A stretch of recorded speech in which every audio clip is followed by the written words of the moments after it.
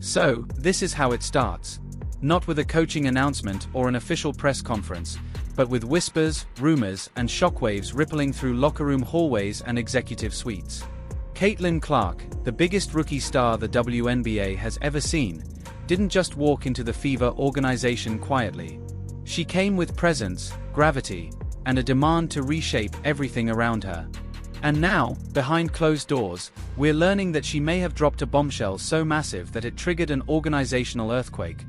One that could end one coaching legacy and begin another with the most legendary name in Indiana basketball, Larry Bird. This isn't just about X's and O's anymore. This is about power, influence, and a generational talent deciding she won't just play the game, she'll reshape it. Clark's transition from the University of Iowa to the pros wasn't supposed to be smooth. It wasn't supposed to be clean. But nobody expected the rookie to carry this much leverage this early. Yet, here we are.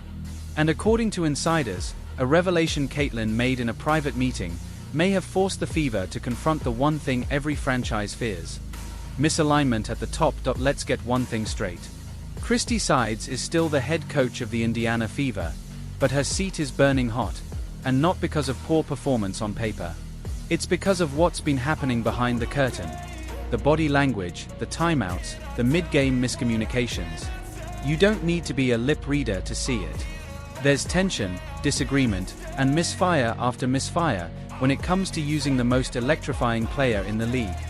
And if you think a franchise investing millions in a rookie phenomenon is going to let that friction fester, think again. The Fever weren't just gifted Clark. They were handed a golden goose, a revenue generator, a marketing machine.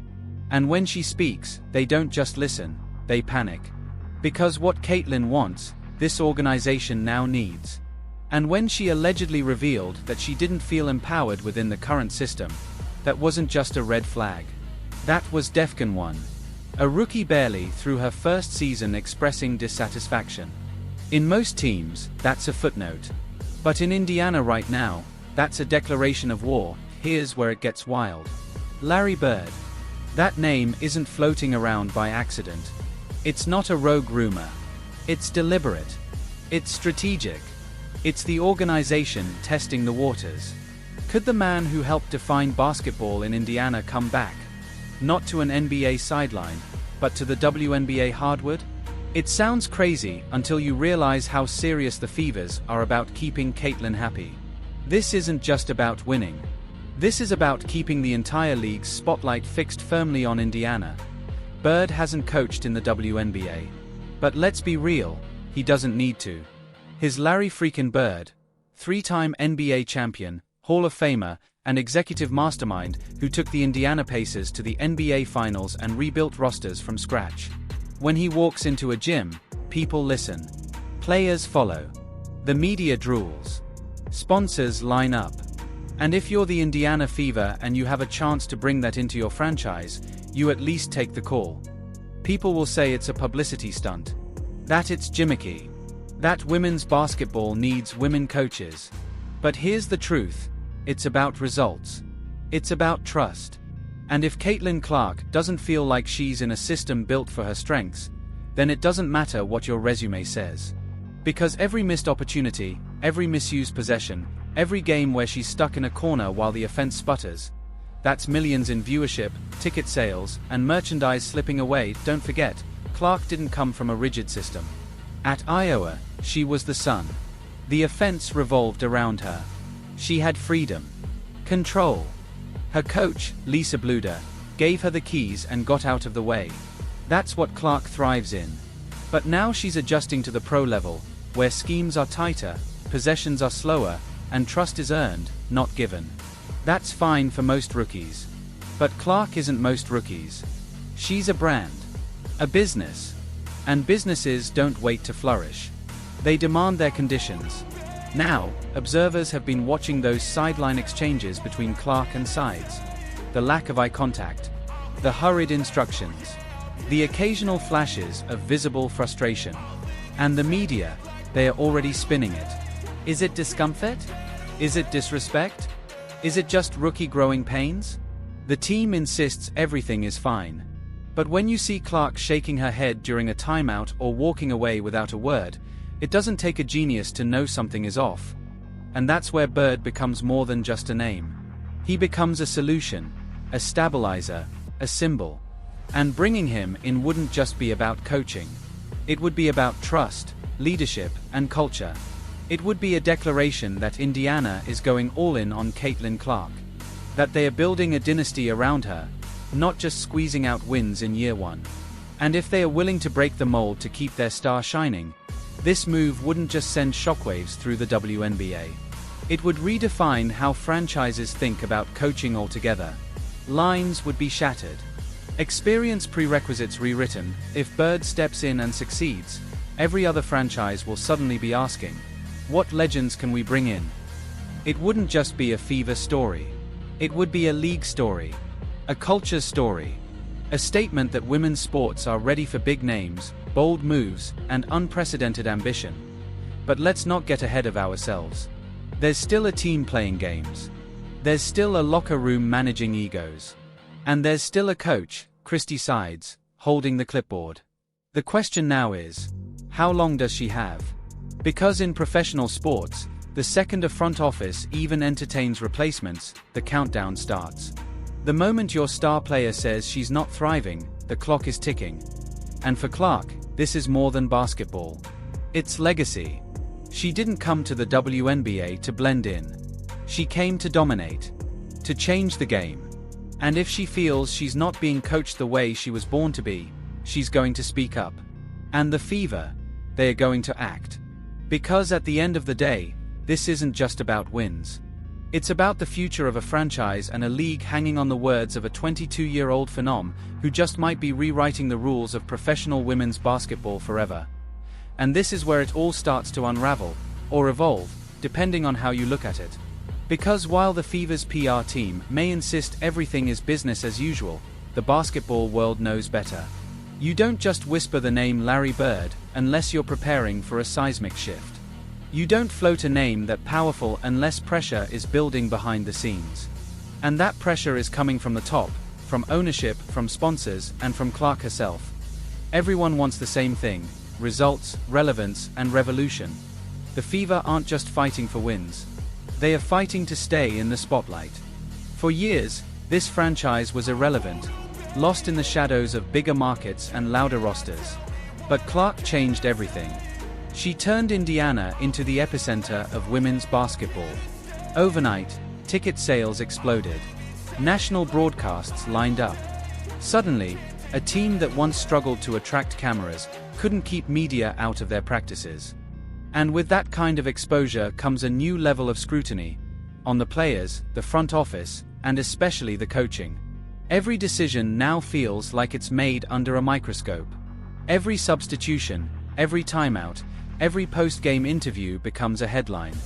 And when the face of your franchise, the woman filling seats and driving revenue, begins to express doubts about the system she's in, that's not a red flag. That's a blazing siren. And you can bet Fever ownership hears it loud and clear. It's no secret that Caitlin Clark has specific expectations. She doesn't just want to be coached. She wants to be understood, empowered, and fully unleashed. And to her, that doesn't mean being treated like just another piece in the system. It means shaping the system around her. That's what Lisa Bluder did at Iowa. That's what turned Clark into a generational talent. And now the question is whether Christy Sides, or anyone else, can recreate that magic at the pro level, a man who understands what it means to carry a franchise, who knows how to build systems around greatness, and who has the gravitas to command instant respect in any room. Bird's coaching philosophy is simple. Let great players be great. Give them the tools, the structure, and the freedom to thrive. He did it with Reggie Miller. He did it with Jermaine O'Neal. The idea that he could now do it with Clark, that's not just exciting, it's electrifying. And imagine the message it sends, not just to Clark, not just to the Fever, but to the entire WNBA. That this league isn't afraid to go bold. That it's willing to break tradition to elevate the game. Because if the Fever pull the trigger on Bird, you can bet other teams will follow. Suddenly, coaching searches get bigger. Budgets get larger. And the profile of the WNBA skyrockets into a whole new stratosphere. But bold moves come with backlash. Already, critics are questioning the optics. Why not a former WNBA player? Why not invest in women with experience in the league? Those are fair points. But the Fever aren't looking for what's safe. They are looking for what's transformational. And if Bird brings results, it won't matter what gender he is. The scoreboard erases all doubt. Winning has always been the ultimate equalizer. Still, the path forward is full of landmines. How would the current locker room react to a male coach with zero WNBA experience? Would Clark's teammates view the move as favoritism? Would it fracture the fragile chemistry that's only just beginning to form? These aren't small questions. Because one wrong move, one misstep, and this entire experiment could implode. And yet, there's something about the audacity of it all that feels perfect for this moment. Caitlin Clark isn't just a player. She's a disruptor. Her entire career has been about pushing boundaries, smashing records, and forcing people to rethink what's possible. Why should her coaching situation be any different? Why not continue the revolution she started by bringing in a coaching legend who's never coached in the women's game? This is about more than basketball. It's about power shifts. About star players having a voice. About franchises realizing that the old way isn't good enough anymore. And Clark isn't just hinting at change, she's demanding it. Whether she's explicitly said, "I want Larry Bird," or not doesn't matter. The fact that his name is even being entertained tells you everything you need to know. Let's also not ignore the long-term implications. If Bird comes in and the team wins, if Clark blossoms under his leadership, and the Fever start a championship run, you better believe this sets a precedent. Future WNBA stars will start calling their shots. I want this coach. I want that system. And franchises will listen, because they've seen what happens when you build around greatness. But if it fails, if chemistry breaks, if Bird can't adapt to the WNBA's pace and culture, then the Fever will have burnt a bridge. They'll have alienated potential coaching candidates. They'll have risked fracturing the very culture of the league that's been so carefully cultivated for years. This move, if it happens, is a definition of boom or bust. And Caitlin Clark knows it. She's not naive. She understands her influence. That's why any revelation she made behind closed doors wasn't a rant. It was calculated and strategic. She's not just playing chess on the court. She's playing in the boardroom too. And every move she makes sends ripples throughout the sport. And those ripples? They are starting to look more like waves. Already, sources close to the team are whispering about realignment and philosophical differences, phrases that usually show up right before someone gets let go. The Fever may not be ready to make a formal announcement, but make no mistake. This is the calm before the storm. Executives are weighing options. Lawyers are reviewing contracts. Media outlets are standing by with pre-written headlines.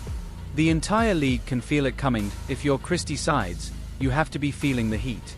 She stepped into the job knowing the Caitlin Clark era would change everything. But did she truly understand the scale? Coaching in a market with no expectations is one thing, but when your point guard is single-handedly driving national ratings, you don't just coach games, you manage narratives, egos, and billion-dollar stakes. It's not clear if Sides ever signed up for that level of pressure, but that's exactly where she is now, like it or not.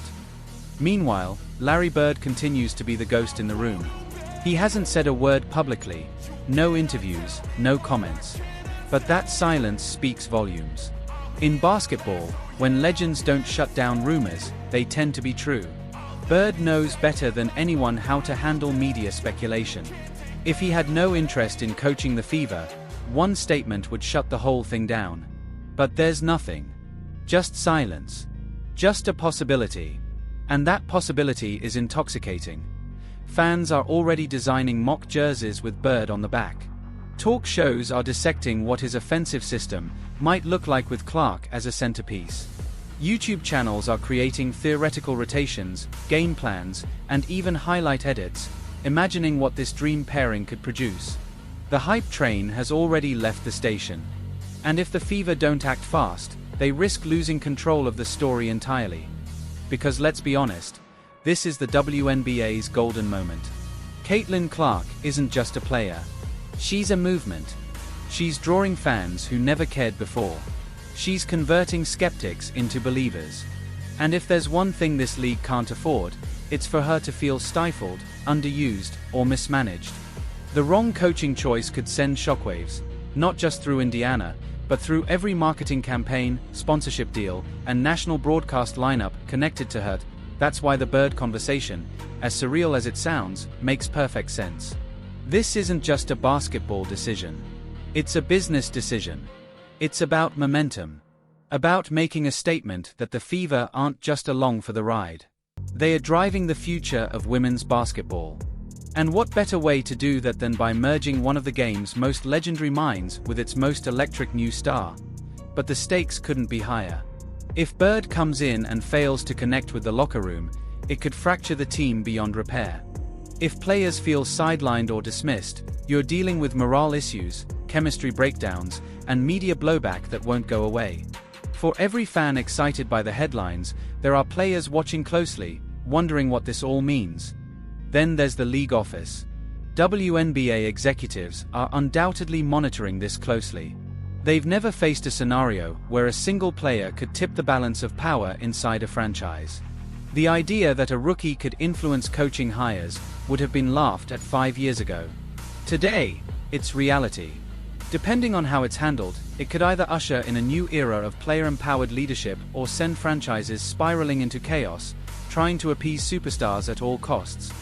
Yet Clark seems unbothered, focused, and unapologetic. She's not asking for permission. She's doing what leaders do, raising concerns, offering solutions, and forcing those in charge to act. Whether you admire her assertiveness or fear its implications, one thing is undeniable. She holds the keys now. And if she wants a new direction, the Fever will have to decide if they are ready to turn the wheel. The coming weeks will be critical. The Fever are approaching a crossroads that could define not just this season, but the next decade of their existence. Stay the course and hope the tension fades? Or embrace the madness, roll the dice, bring in Bird, and build the most high-profile team the WNBA has ever seen, daring the league to keep up? One thing's for sure, this isn't just about coaching anymore. It's about legacy, for Clark, for the Fever, and for a league standing at the edge of its next great transformation.